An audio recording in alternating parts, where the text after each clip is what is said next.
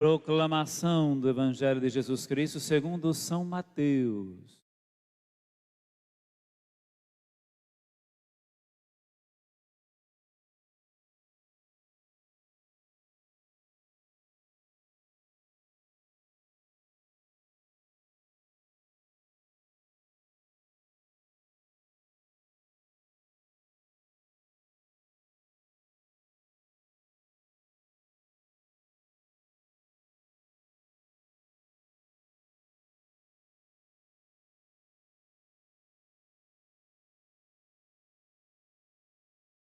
Naquele tempo, Jesus tomou consigo Pedro, Tiago e João, seu irmão, e os levou a um lugar à parte, sobre uma alta montanha, e foi transfigurado diante deles. O seu rosto brilhou como o sol e as suas roupas ficaram brancas como a luz. Nisso apareceram-lhes Moisés e Elias, conversando com Jesus. Então Pedro tomou a palavra e disse: Senhor, é bom ficarmos aqui. Se queres, vou fazer aqui 3 tendas. Uma para ti, outra para Moisés e outra para Elias. Pedro ainda estava falando quando uma nuvem luminosa os cobriu com sua sombra. E da nuvem uma voz dizia: Este é o meu filho amado, no qual eu pus todo o meu agrado. Escutai-o.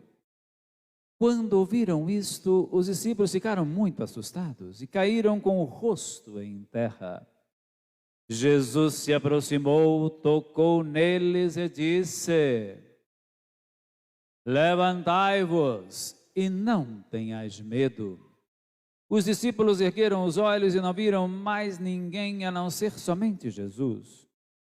Quando desciam da montanha, Jesus ordenou-lhes: Não conteis a ninguém esta visão, até que o Filho do Homem tenha ressuscitado dos mortos.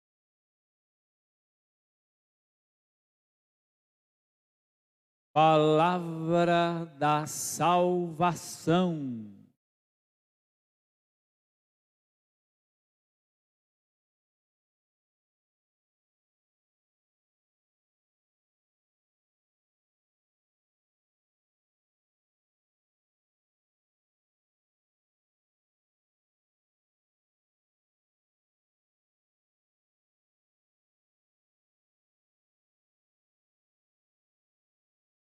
Eis meu filho muito amado, nele está meu bem-querer, escutai-o todos vós. Querido seminarista Mateus, amados irmãos e irmãs em Cristo Jesus, você também que nos acompanha pelas redes sociais, também nossa saudação fraterna. Nós estamos então nesse tempo chamado tempo vocacional, Igreja do Brasil, esse mês, dedicado às vocações. É tarefa nossa rezar pelas vocações, pela perseverança dos vocacionados e vocacionadas. Todos nós somos pessoas vocacionadas. Começar pela nossa própria vida, chamado que o Senhor nos fez à existência. Ele que nos deu a existência e conserva a nossa existência, a nossa vida. Então devemos reconhecer que somos pessoas vocacionadas já pelo dom da vida, dom maravilhoso que Deus nos concedeu. A tamanha dádiva foi dada a nós da existência, da vida. Isso deve alegrar o nosso coração e devemos nos maravilhar diante dessa certeza porque aqui estamos porque o Senhor assim nos quis aqui presentes nessa existência, nesta vida. Depois vem as vocações específicas, próprio da realização humana.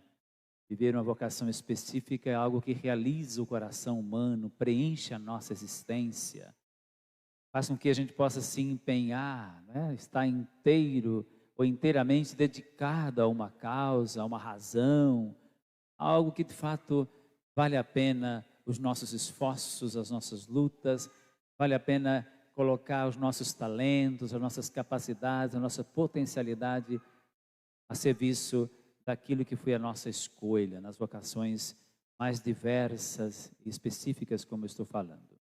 E tratando de vocações específicas, neste final de semana, nós estamos falando da vocação aos ministérios ordenados. Também devido à grande figura do cura d'Ars, São João Maria Vianney, grande presbítero, tão dedicado ao rebanho do Senhor, que se tornou modelo para todos os padres. Lembramos com muito carinho de São João Maria Vianney, lembramos de rezar por todos os que receberam o ministério da ordem, e destacando entre os três que recebem, que é o diácono, o presbítero, o padre e o bispo, destacamos o padre, por causa da figura de São João Maria Vianney. E pedimos então à comunidade que reze pelos presbíteros que estão a serviço da Igreja do Senhor. Rezem para aqueles que já assumiram essa vocação e rezem para que outros tantos também sintam-se desafiados a assumir o segmento mais radical ao Senhor. E se encantem por esse segmento e entreguem a sua vida para seguir os passos de Jesus, entregando-se e consagrando-se inteiramente ao serviço do reino, ao serviço do povo de Deus. A tarefa nossa, como Jesus a recomendou, que a gente reze ao Senhor da messe, porque a messe é grande e os trabalhadores são poucos. Então, é necessário pedir que o Senhor envie mais trabalhadores para a sua messe, para a sua colheita.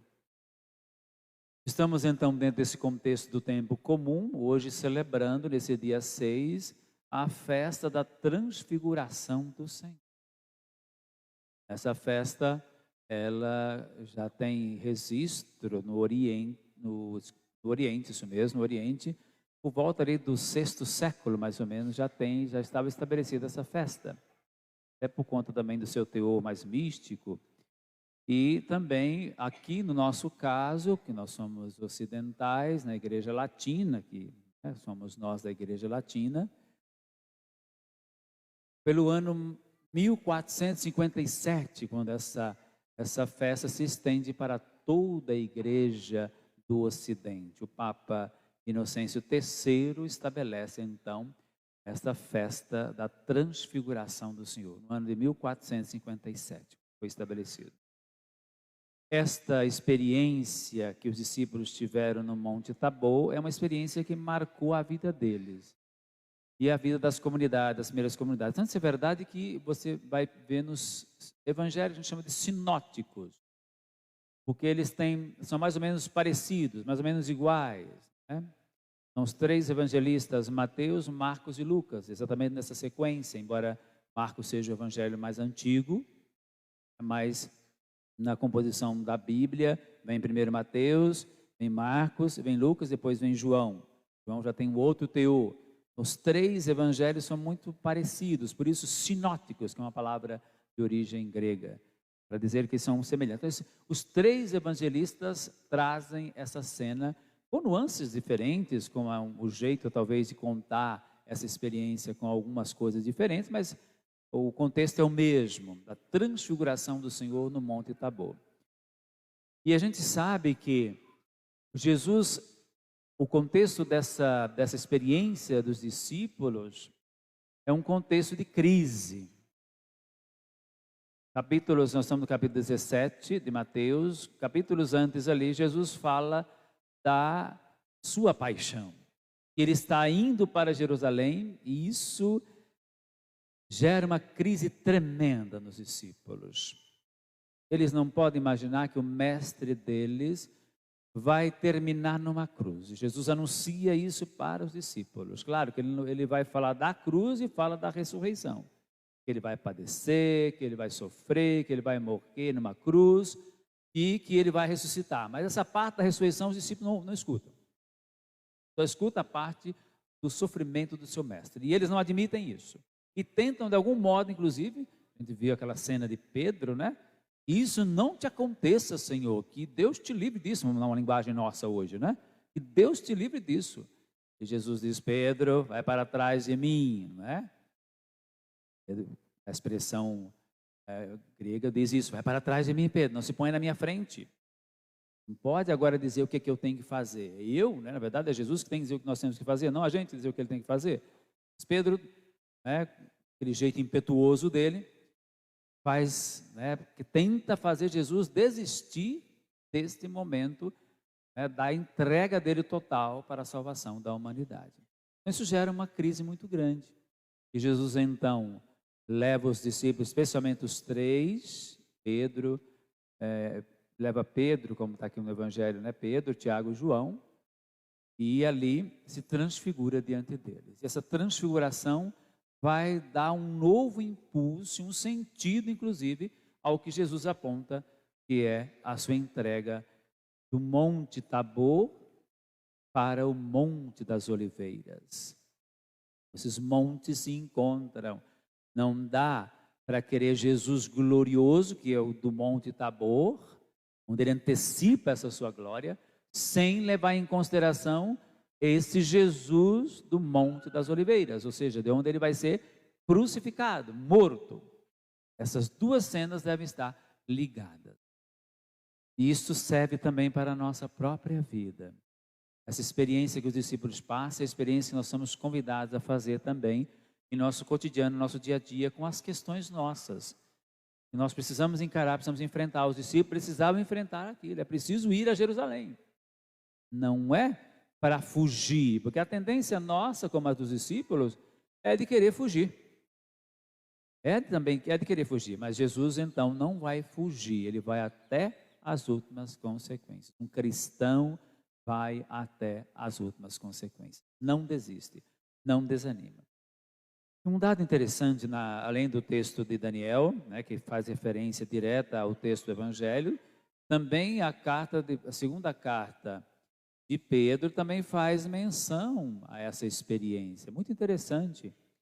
E ele diz assim, que não foi segundo fábulas, não é uma criação, né, deles ou de quem quer que seja, o que houve, o que aconteceu no Monte Tabor.